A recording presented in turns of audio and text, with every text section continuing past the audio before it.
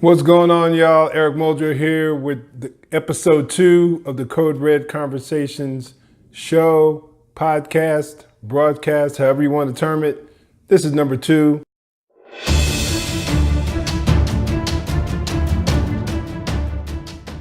We're back at it. Thanks for joining me today. We're going to jump right into things, folks. I've been having a lot of people ask me about my weight loss journey. So earlier last year, and even going into 2017, I was probably at my heaviest, around 275 pounds. So what happened? What woke me up, basically, to finally get off my butt and get things rolling and get myself back to where I need to be, or ultimately where I'm seeking to go. What really got me going was just me looking in the mirror and being unhappy with where I was, being unhappy with what I saw. Now, I knew I was heavier than I'm used to being. Over the last probably 4 years or so. Well, going back even further, I would say the last 3 years of my career, of my police career, I was probably hovering around 255, 260 pounds. But I wore it pretty well. I CrossFitted. I trained pretty consistently, pretty regularly. So I didn't carry a high amount of body fat, at least not that I was aware of.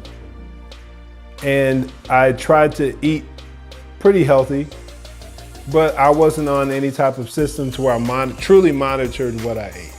I basically ate what I thought was good and ate when I was hungry and worked out. And for the most part, that worked throughout the majority of my adult life. But as we all know, as we get older, our metabolism starts to slow down and things don't necessarily work the way they used to, or things aren't necessarily as easy as they once were. So I realized that, in particularly once I retired from Metro in 2014, I noticed that obviously my activity level decreased. I stayed at home more, wasn't as busy, and had more time to do silly things like snack and sit around and watch TV. So as time went on, I noticed that I started accumulating more and more weight. Certain outfits, certain shirts didn't fit me the way they used to. But overall, I realized that I was putting a little weight on around my stomach, but it wasn't too brutal. It wasn't too bad, at least, or so I thought. Until I would see pictures of myself and realize that, okay, my stomach's getting kind of big, man. You need to do something about that. And I'd always have that in the back of my head, but I never really took those challenging steps forward to really make a change. So I walked around holding my belly in and basically lived a lie. I knew the reality of where I was at, and I knew that if I continued down this path, it would ultimately do me more harm, but I did nothing. And I continued to put on weight. And as I've mentioned earlier, at my heaviest, I was around 275 pounds, at least heaviest that I know of from getting on the scale. Because there were times where I just didn't want to get on the scale because I really didn't want to know. I didn't want to face the reality of my physical condition, especially knowing where I've been in the past. But I noticed that in 2017, 2018, my health started taking a downward spiral. Even more so, I started noticing a greater sensitivity to sugar. I really couldn't tolerate it in any large amounts. And my waistline just continued to grow.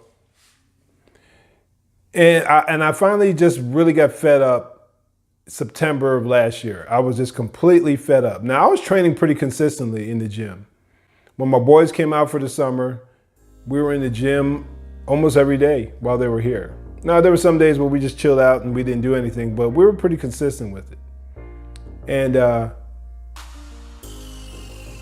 but I really got fed up with it. After they left, I noticed that after they went back home, I noticed I had fallen off from my typical training regimen for about 6 weeks, almost 2 months. And I just got fed up. I looked at myself in the mirror, my sensitivity to sugar and everything else. And there was even a point to where I felt as if I was starting to become a diabetic. And I went to the doctor and got checked, and he said everything was fine. You're not, your blood sugar levels were normal and you're good to go. I just realized that change needed to take place. And the only way any change was going to take place is if I changed my mindset. So I initially started off doing 2-a-day workout routines. I said I would get up early in the morning and start with 25 minutes of cardio, and then I would build up ultimately to doing an hour of cardio. I would come back later on in the evening and do however long, 30 minutes to an hour's worth of strength training. And I would do that 3 to 5 days a week. And I got down to 260. And people noticed, I had people at the gym notice that I had lost some weight. I felt a little better, but I could not get below that. I could not get below 260 pounds simply by working my way through it. So me and my family, we decided to embark on a Weight Watchers journey. We joined the local Weight Watchers chapter here and really started getting control of our eating. So from October 1st, our first day with Weight Watchers, until March, I dropped a total of around 30 pounds. I felt good, my joints didn't hurt all the time. I was able to move like I had been unable to move in a long time. As far as athleticism, one of the emphasis that the program has is on the amount of fat that you take in. But I also realized that I had an issue when it came down to carbohydrates. I love carbs, and I honestly believe that I had a carb addiction. I decided to forego the Weight Watchers plan, even though it was very successful and helpful for me. But I think in the long term, I needed to do something different. So I decided to start doing a eating regimen that focused on your macronutrients. I currently follow the Avatar Nutrition app, and you're able to adjust whether you want to eat a higher amount of carbohydrates and less fats, or higher fats and less carbohydrates. But I brought my carbs to around 150 grams of carbs a day, which I typically eat less than 100, sometimes 50 or so, depending on how I feel and what I prepare to eat. That really brought me over the hump. And I remember in the first week alone, when I started on the Avatar Nutrition program, I dropped 11 pounds in the first week alone. So right now I'm hovering around 236 pounds, and I feel really good. And I really feel as if my diet, my nutrition is very balanced.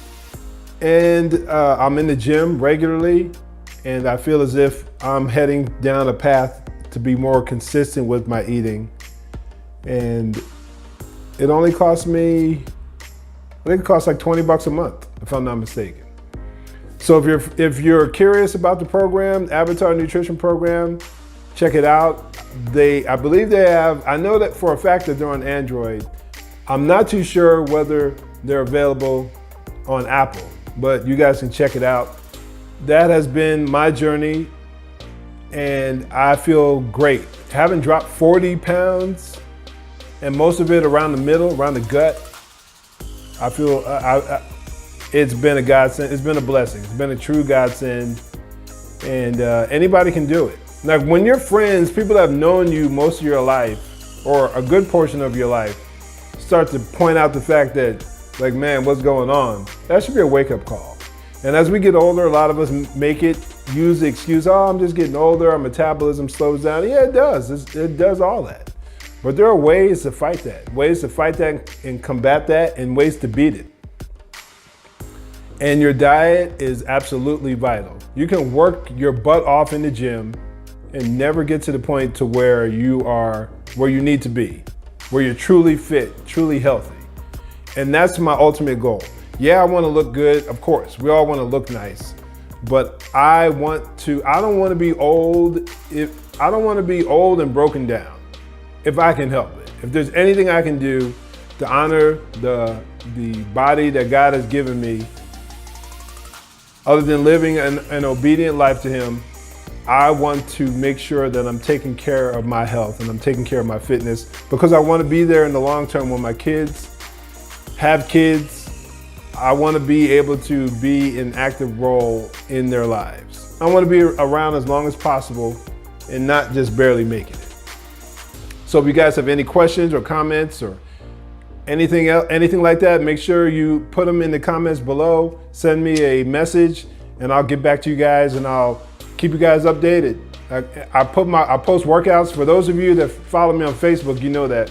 But I post some of my workouts online. You guys can follow them along if you're healthy and after you've seen your doctor to make sure that you're able to do so. If you have any questions at all, feel free to ask me, hit me up, and I'll answer them to the best of my ability. So I hope that helps out right there. Okay, let's move right along. Let's get into some of the more tactical aspects, some of the more tactical things that I like to talk about, and is the heart and soul of Code Red Conversations. All right, let's address this issue here. There was a mayor out of Minneapolis, Minnesota, whose name is Jacob Frey. And he chose to ban all of his officers, forbid all of his officers from attending what he refers to as fear-based training. Programs such as caliber presses, police survival or street survival, or killology by Colonel Dave Grossman, or Bulletproof Mind by Colonel Dave Grossman, courses like that. He chose to bar or ban his officers, their officers, from attending training, this type of training. Here's the video.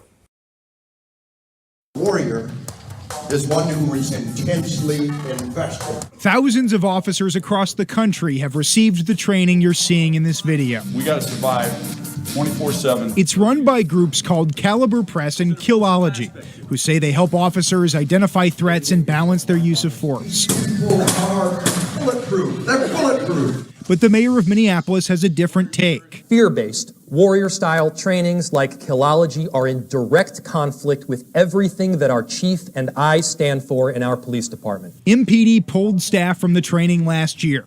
Now the city's officers are banned from attending, even if they're off duty. The Minneapolis Police Department will, we believe, be the very first major department in the nation to prohibit fear-based trainings. He can't prohibit what we're going to do on our own time or off duty. Lieutenant Bob Kroll, head of the police union, says he'll fight the new policy during this year's contract negotiations. For them to blanket limit it, yeah, I think it's illegal. If not, it's a labor issue. Do you understand? You have the mission. And he says the mayor is misrepresenting the training. I think it would be beneficial for him to sit in on one of these trainings, and it's survival training. Told to get his hand out. But it has come under scrutiny, including here in Minnesota. Officer Geronimo Yanez, who shot Philando Castile, had received similar training. In my preparation for this video, I did a little research on Mayor Jacob Frey. And I found out that he has no military or law enforcement background. I mean, I'm not shocked or surprised by that, according to anything I was able to find. Now, if there's some information out there that proves otherwise, then I'll apologize ahead of time. But from what I was able to ascertain and seek out or look for or research, I found no history whatsoever of any type of military or law enforcement background. So I want to make a plea to Mayor Frey, or I just want this to go directly. Mayor Frey, I would hope that you would listen to a rational discussion. You would be open to a rational discussion and open to people who see things a little bit differently than you do, or actually in this case, a lot differently than you do. Now, my law enforcement background stems a course of 20 years. I've worked in the prison system. I've been a corrections officer in a local county jail here in Las Vegas, and I also patrolled the streets of Las Vegas and worked in a variety of different capacities. I worked as gang intelligence officer for the Clark County Detention Center. I was a firearms instructor. I was a active shooter or MACTAC instructor. I was a defensive tactics instructor. And I've been an avid martial artist for most of my life. I don't say all that to impress you. I'm basically saying that to let you know that I come from an area of experience, and I would say an area of expertise. And there were times, if I can be real with you for a moment, there were times throughout my career where I kind of took the job lightly.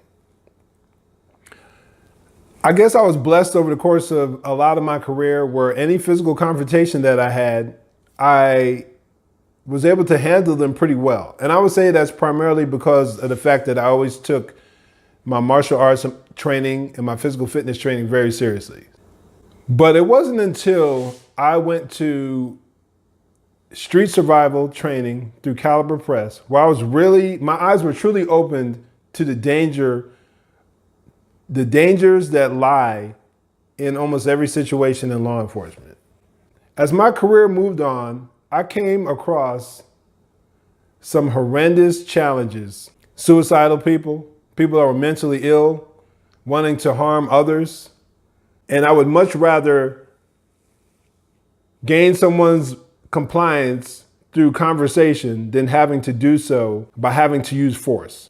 I've had calls to where the only details that we had was that an individual was holding another suspect at gunpoint and wouldn't let him go.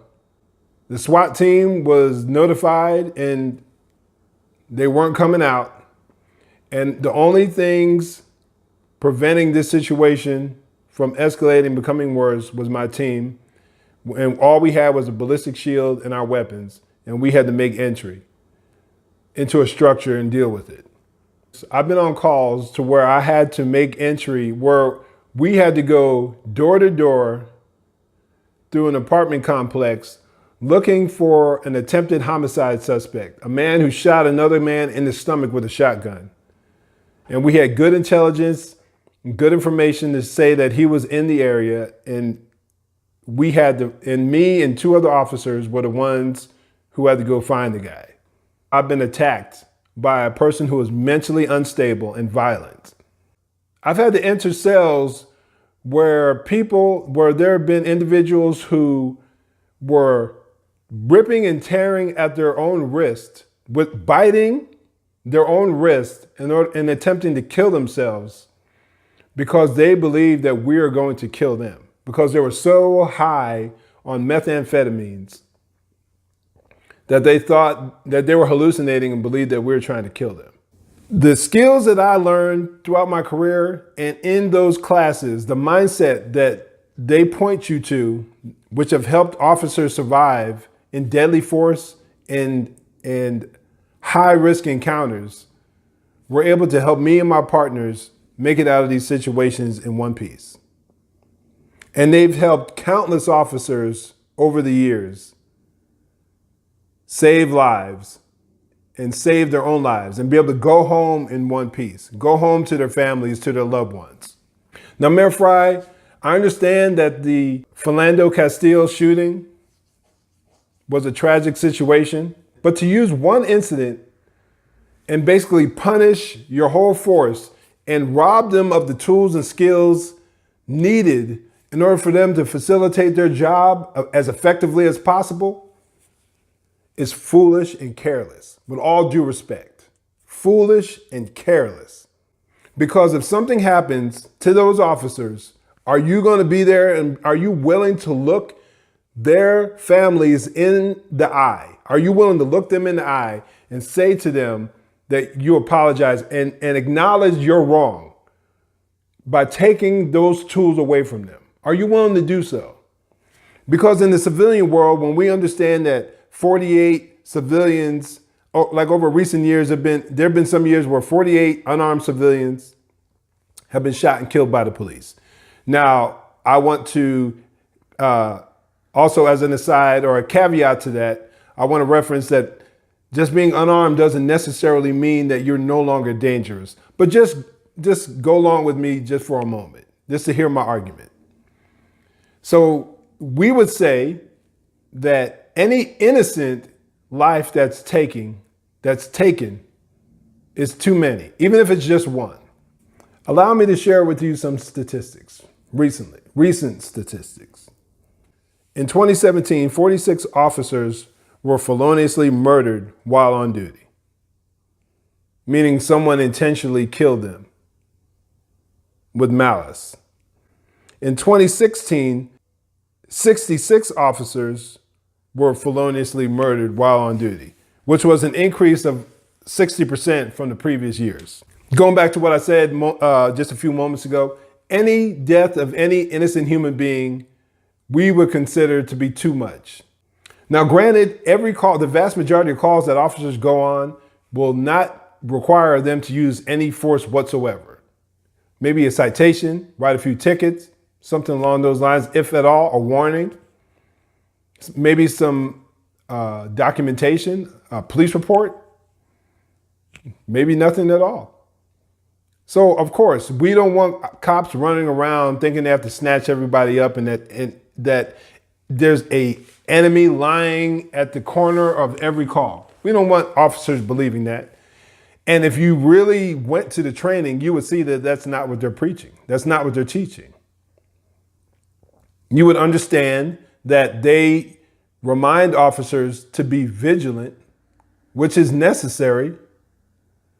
But also there's a fine line between being vigilant and aware that there's potential danger that's out there. There are bad guys. I mean, after all, you are doing law enforcement work. There are bad people that you have to come in contact with. And to totally deny them of that, to act as if all cops have to do are come in contact with good people every single day is silly. That's absolutely silly. But one death of an innocent human being is too many, for whether they're civilian or whether they are law enforcement. All the information that I'm giving you is through the FBI Uniform Crime Report. In 2017, there were 60,000 officers who were assaulted while on duty. 60,000. 29%, which is nearly a third of those officers, received injuries during these assaults. Now, do these officers matter? Does their well-being matter at all? It's easy to sit back from your office and make a judgment on what type of training and what kind of officers need to be out there. And most agencies, I would guarantee you, the vast majority of training that the officers get are not in an area of force. Most of the time it's in communication, interpersonal communication skills, or documentation, or understanding the laws better.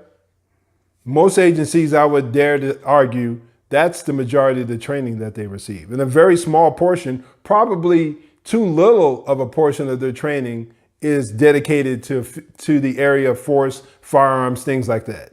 If anything, I would argue that the training that the officers get in the area of tactical training is not even close to enough. Because the greater knowledge the officer has in order to determine a deadly force encounter from a less than lethal force encounter, any kind of training that he gets that would help him in that decision making is good. The more time an officer spends using his gun in shoot, no shoot scenarios, the better. The more skilled an officer is in defensive tactics, the better. The better physical fitness an officer has, the better. I believe that the fact that I took care of myself physically while on the department, that I had and maintained a level of proficiency in my martial arts skills, and I also took time to go shoot and train and learn from people that are better than me, it helped me in my decision-making skills as a police officer. Let's look at it from a military perspective. Who would you rather send in an encounter? Your special operations guys who receive the most elite type of training, or a private who has just the bare minimum of training necessary to keep him qualified each year. You want the more skilled, more qualified soldier going in and handling the encounter. That's what you want. And one last thing on this point, I would like to challenge you to do some ride-alongs. Go through some use of force training with one of the local agencies and understand what they have to deal with. But until you're out there and you face these threats head on, you truly don't understand. So I would like to challenge you, Mr. Mayor, in that area, that you would go out there and actually sit back and watch a class. Sit back and read Colonel Dave Grossman. Watch a video or actually attend the street survival course offered by Caliber Press. Any officer who's out there who hasn't taken one of these classes and you're able to, I highly recommend these classes because they increase my awareness, and I think that they definitely increase my ability to be able to police to a higher level. Now, moving right along to the next topic. There's a video that recently went viral from Porterville, California, where a man was being robbed at gunpoint at a store. A store clerk was being robbed at gunpoint, and he fought off the robber. Check this out.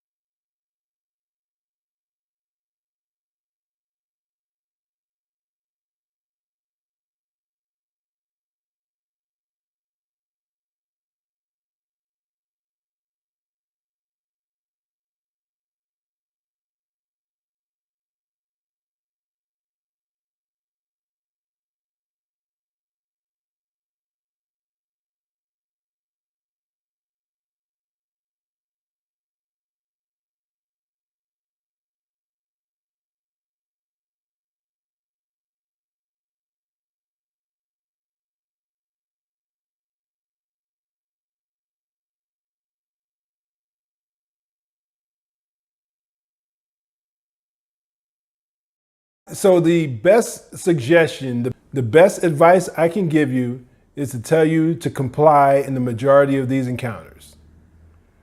If they're asking for money, give them money. If they're asking for jewelry or whatever the items may be, give it to them. I don't care whether the store is yours or if you're an employee, your life is worth way more than whatever money is in that cash register or whatever it is that they're after. Your life is worth way more than that. If you feel that it has escalated to the point to where you believe that your life might be on the line, then I would suggest you fight as fiercely and as viciously as humanly possible in order to save your life. And you fight like there's no tomorrow, and you fight as if your life depends on it, because it very well may. I would argue that the majority of these encounters, the person is merely seeking money or something along those lines to sell for money, whatever the case may be, and it's not worth you risking your livelihood. It's not worth you risking your life. If you watch the video, you'll see that there were moments where the shotgun barrel was right at his body. Now, we're not talking or close. And we're talking about shotguns, which has particularly buckshot, which spreads. So the likelihood of you getting shot while fighting your way through this encounter is even greater. Every situation is different, but you're better off complying in the majority of these encounters than trying to fight just so you save yourself a few bucks. Be wise, be safe, be smart, live to fight another day, gather as much information as possible, be a good witness, and let the police do their jobs. I want to share a video that's making its way around social media also. It looks like it's from Africa or somewhere along those lines. And I'm honestly not sure whether it's real or not. Check it out.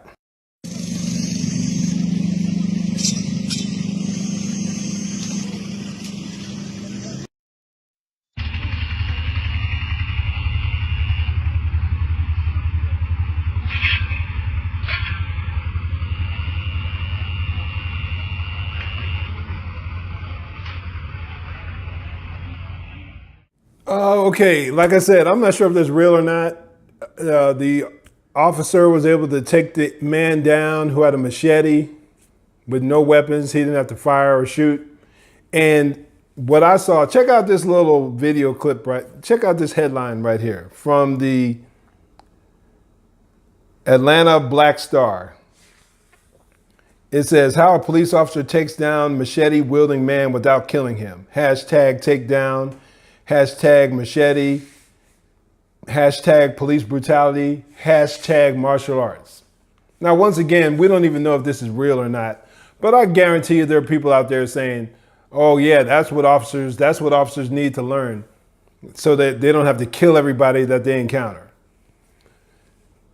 Now, let's back up a little bit to the previous discussion I had, to a previous discussion we had. When you have a mayor, we have people who believe that law enforcement have too many tactics, that law enforcement are becoming overly militarized. And the mayor that I spoke on earlier, who wants to take the fear-based training away from officers. You have people who are trying to minimize the skill set of the officer. And then you have people who want to turn your officers into Bruce Lee. And I'm all for the martial arts training. I've actually been an advocate that every officer who leaves the police academy should be trained in Brazilian Jiu-Jitsu, Krav Maga, and be forced to maintain a high level of physical fitness throughout their career. I'm an advocate of that. And I also believe that the bare minimal standard for as far as firearms training goes, that it should be increased. That there shouldn't be a 70 or 75% minimal, as many departments do, that the standards should be increased and should be made even higher. With that being said, the majority of knife-based encounters end up with someone being cut. And to believe that this could be the norm, or this would be the norm, if the officers are trained up enough, whoever believes that, you've been watching too many movies. You've been watching way too many movies, and you got Hollywood on the brain, and you're not being realistic. A fool would bring their empty hands to a knife fight. Me personally, I'm giving you verbal commands to drop the knife. And if you choose to keep that knife or advance towards me, then you put your own fate in your hands, not me. That's what I would do. So, and then every agency is different. Every agency is worldwide agencies. I don't know of any American agencies that have any kind of ridiculous standard like that. But the way things are going nowadays, with more and more agencies trying to minimize the skill set, minimize the skills of the police officer, who knows what will happen down the road. You may have officers running around like in England with only batons and pepper spray and tasers like that, and having to call in a special unit who has firearms, which is insane, especially given the amount of shootings that take place here in the United States. But again, let's be wise enough to be able to separate fact from fiction. And as time goes on, I would love to do a more detailed video which mentions the actual stats when it comes to weapons, or in particularly knife-based attacks, and the harm that really can come from those. Once again, folks, if you have any ideas or any topics you would love to see me discuss, or any questions, make sure you put them in the comments below, or send me a direct message or a direct email, and I will get back to you as soon as possible. In the meantime, you know the deal. Stay safe, God bless, and make sure you join the conversation. Peace.